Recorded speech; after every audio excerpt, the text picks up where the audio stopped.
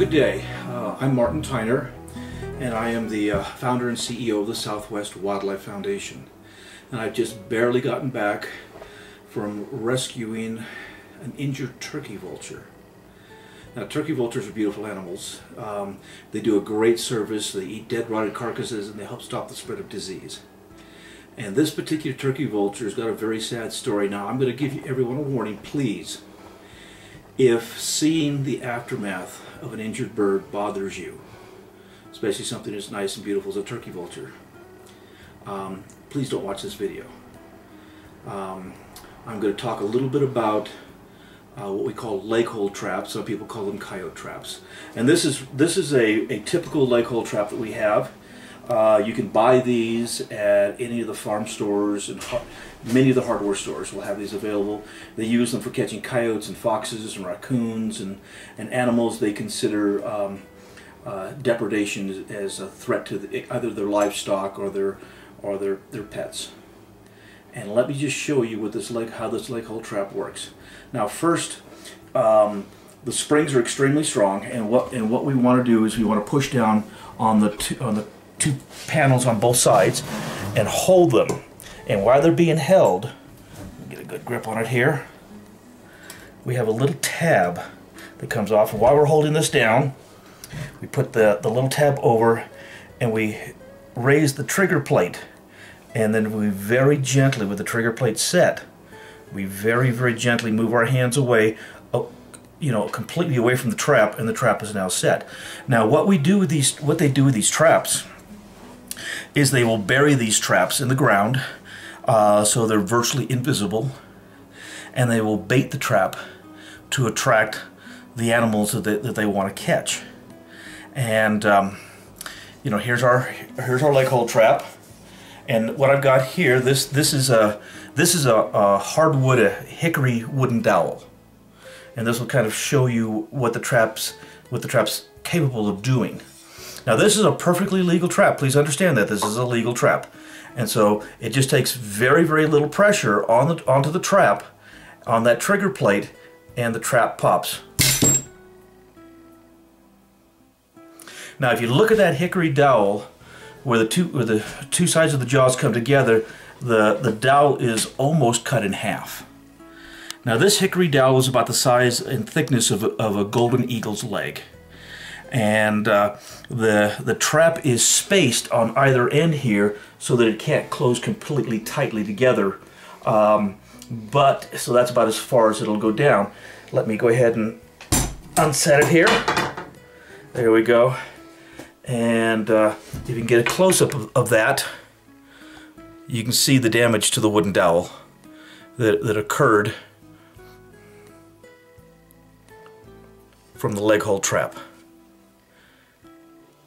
Okay, now as I said before, for those of you that are sensitive about seeing injured animals, please turn the video off. I really don't want you to see this. I'm going to bring in the turkey vulture. We just got back from rescuing it, and I haven't really had a chance to look at it closely, but when we grabbed it out in the field, it was obvious that it had been caught in a trap.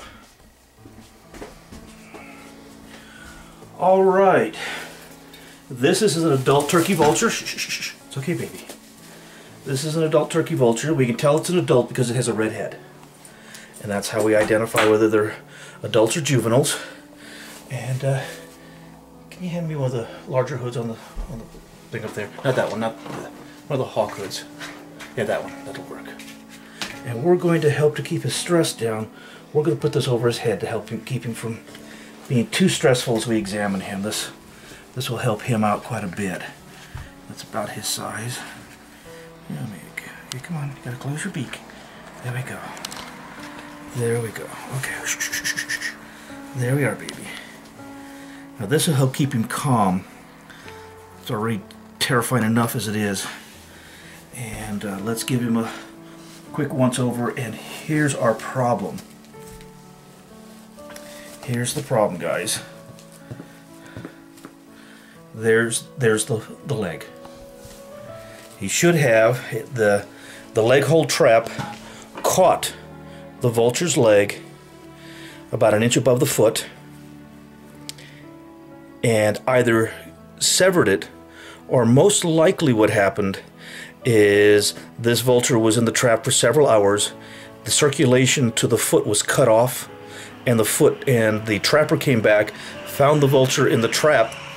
The vulture was still alive. He turned the vulture loose, and the vulture flew away. The circulation was cut off to the foot. The foot died, fell off, and the skin healed over the leg after the foot finished falling off. Now, this turkey vulture was found in a yard about 30 miles north of here, where some people have turkey vultures. They love them. They were roosting in their trees, and they found this one on the ground, unable to fly.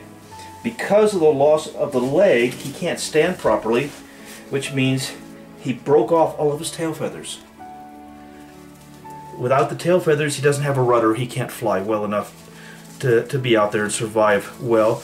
The wing is quite ratty as well because of the loss of the foot. So this guy right here is in really bad shape because of the leg hole trap. It's against the law.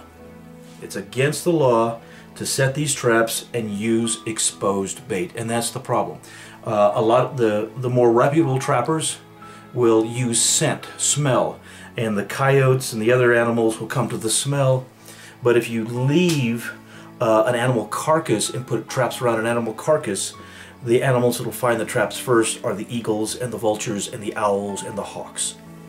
And so I've been getting a lot of these in, and so I thought I really wanted to show everybody this is the aftermath. Even if they think the animal is fine and the animal is turned loose and it flies away, the aftermath is that it doesn't survive because it loses the leg.